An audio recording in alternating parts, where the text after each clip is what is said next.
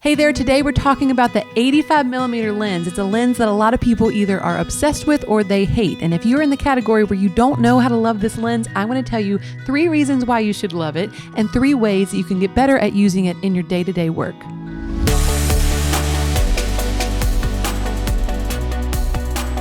Hi, welcome to the channel. I'm Katelyn James, and on this channel, we like to empower photographers to build profitable and purposeful businesses while also allowing you to see a little peek into the behind the scenes of our everyday life. So what we're talking about today is the 85mm lens, and I love this lens. I love this lens. I have a weird obsession with this lens.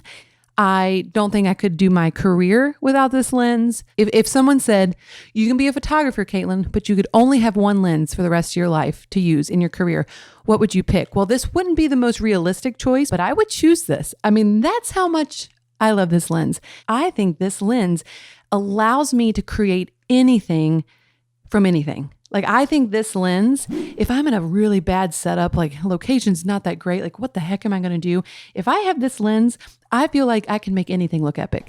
And that is the polar opposite from what a lot of people consider when they think about the 85s. This is most definitely a fancy lens. Well, now, what does that mean? It means that if you're a wedding photographer or a portrait photographer, do you have to have this lens? No, you don't. This is not necessary. You do not need it to be a professional. It is a lens that is purely fancy, and I love it, but you don't have to have it. Recently, I was refilming our editing course, which is called the KJ Consistency Course. It's incredible, teaches you everything you need to know about creating a consistent style and not being bound by a bunch of presets. You don't know how to edit and tweak. It's awesome. But I was refilming it and I had to go back into my hard drives and look up some old straight out of camera raw images to use as examples. And I was scrolling through and I realized, man, I had a lot of soft images in 2014, 2015, and I remember being so frustrated with that. And I will say that the 85 1.4, that change from the 1.2 to 1.4 was a big difference when it came to focus. And so for me, if I want to use a lens where I know that my images are in focus, it's now my 85. If you have the 85 1.8, 85 1.2, or the brand new 85 1.4 Luxury Series lens, a lot of these things that I'm talking about are going to relay over all these types of different levels of lenses. So the 85 1.8 is obviously a more affordable version of this lens. However, if you invest in the 85 1.4, the brand new version that just came out a couple of years ago, you're going to see a very big difference in the bokeh quality and also your ability to get tack sharp focus. Second reason why I'm obsessed with this lens is because I love the high compression. I love it. Another way to describe this would be, I love how blurry the background is. Another way to describe it would be, I love that it creates backgrounds with zero, like low frequency. Now, frequency is just the amount of detail in an image. And when I can get away with like blurring and make this creamy background and I diminish the frequency amount of detail in the background of an image, it allows me to almost focus on other elements of the image. So a lot of times people will ask me, Katelyn, like, why do you choose the 85? Because you have to really back up pretty far to get a full body shot. It allows my images to look almost like I have more control over the composition.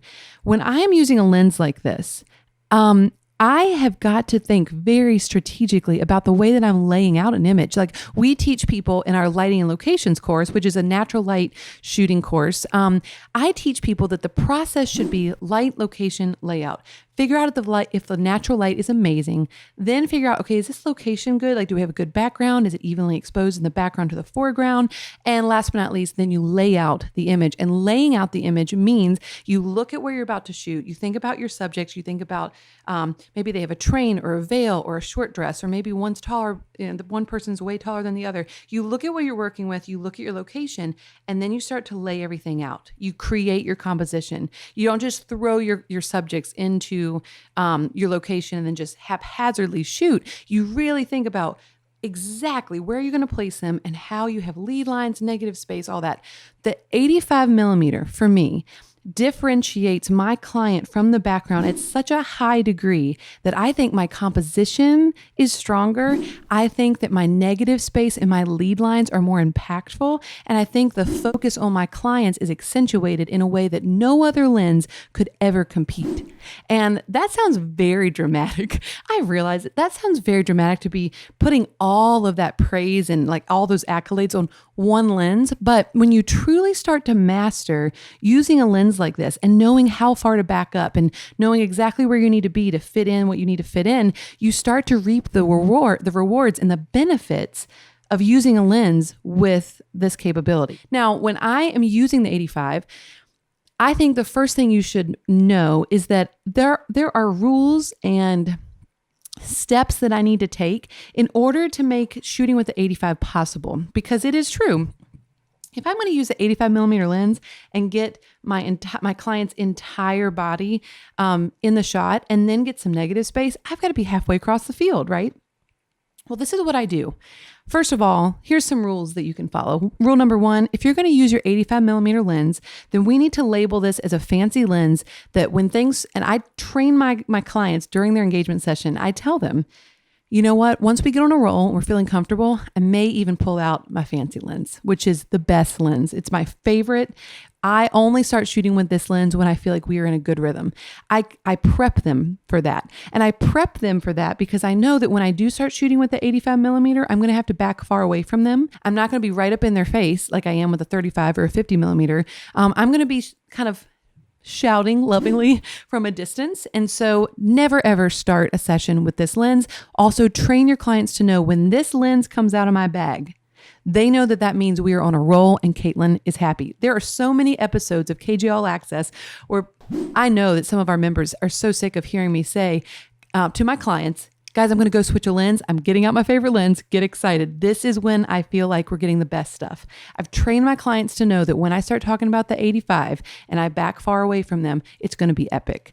So when you're backing away from your clients, this is another rule. 2, train them that when this comes out of your bag, it means good stuff is happening. So they're excited about it and not doubting you. And 3, you want to make sure that when you're using this lens, that you are talking to your clients constantly as you're backing away from them. Don't leave them hanging, because all the confidence that you built up with them during the beginning of your shoot when they're getting warmed up and learning their poses, you can lose that if you start using this lens and you back so far away from them that there's zero connection and they're starting to get worried that they're doing something wrong. I'd love for you to look at this next clip. It's from an engagement session. It was a humid, rainy day in Williamsburg, Virginia. I was doing this engagement session and I was struggling the entire shoot. If I'm being honest, I was struggling. And I was struggling because it was rainy and humid and it was so hot. And I just wanted epic portraits for my client. And honestly, this example from this part of the shoot that you're about to watch was one of the best parts of the entire shoot. And it's because I pulled this lens out. You're going to be able to see the clients lined up in front of this fence next to this tree. You're going to see it with the 50 and with the 85. And you'll notice when you see these side by side that it makes a huge impact. Yeah, like I think this is bad light just from this angle, but in there will be fine. Oh, no, it's not. Y'all should go stand underneath that tree. So this is going to be one of my favorite shots of the day. The first images aren't my favorite because I was using a 50 millimeter, and then I realized, okay, I need the 85. So you'll see that transition. Please pay attention to the difference between the 50 millimeter and the 85. You'll be able to see why I love the 85 so much and why it's my favorite lens and why it just makes images have a little extra level of epicness to them. So the reason why I was worried about this light is because the tree above where I'm shooting, it seems like that would block the available light from their faces, but I actually think there's so much light to the right of them, and there's white buildings with some reflective qualities to them. I think it's working just fine. So if it was sunny, this may not work, but because it's overcast, I think it's actually working just fine. And this was hands down my favorite location of the day. So these are with the 50 millimeter, and in a second you'll see me make an adjustment to the 85, and I want you, if you can, to just go back and forth, like rewind and compare this 50 millimeter shot versus the 85 millimeter shot that I'm about to show you. The tree, I think this is what I'm going for. So he's looking down at you and you're smiling up at him. All right, oh man, this is perfect. I have never shot here. In 11 years, I've never shot here and I'm so excited. He's actually going to kiss you on the forehead, changing it up. Beautiful. I love it. You hold it 2 seconds. Go ahead and relax, but I'm going to make you do it again. Okay, so now that you saw that clip, I want you to look at these images and I want you to look at them on the screen compared side by side. You'll notice that the 50mm lens, it's fine, it's beautiful, but the subjects are not popping off the background just like they are like in the 85mm. 85mm shot allows the background to have lower frequency, so less detail. It's more creamy and blurry. It looks more like a painting, and it allows the background to be set apart from the trunk of the tree, the detail of the tree, and the detail of my client. And the reason why this is so important is because there's a lot going on in this image. There's foreground with the fence. There's midground with the tree and my couple that are in focus. That's the focal line, the plane of focus. And then we have multiple layers of background detail. We have florals. We have more fences in the background. We have trees. We have some structures kind of off in the background. We have a lot going on, right? And so when I put my 85mm on, all of a sudden I am simplifying and I'm getting rid of so much distraction. I'm also, if you notice, look at the framing difference between the two of these. That's what I'm talking about. When I said earlier that the 85mm allows my compositional decisions to be more impactful, that's what I'm talking about. A lot of people say, oh, it's just like the 50, and that is like blasphemy. That is not true. Far from the truth. Actually, when I hear people say that, I'm like, oh, how much time do you have? Let me sit you down and tell you why this is not a 50mm. It's not a 50mm. It's not even close to being like a 50mm. It is in a realm all on its own. I will go so far as to say that I would say probably 80% of the shots that I am obsessed with in my portfolio were shot with this lens. It's a very bold statement, but I stand by it. I love this lens and I'm excited to teach you more about it because it's something that has defined so much of my style.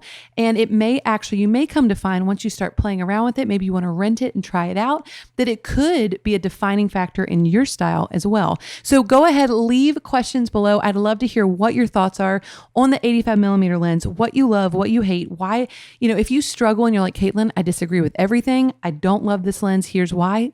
Share all of that. The more questions we get, the more we know how we can create more video content to help you out in the future. So go ahead and subscribe so you don't miss anything that we are creating in the future, talking about more details as to how to use this lens to the best of your ability and how to really get your money's worth out of this lens if you've already invested in it. So thanks for tuning in. I'm so excited. I will see you next time.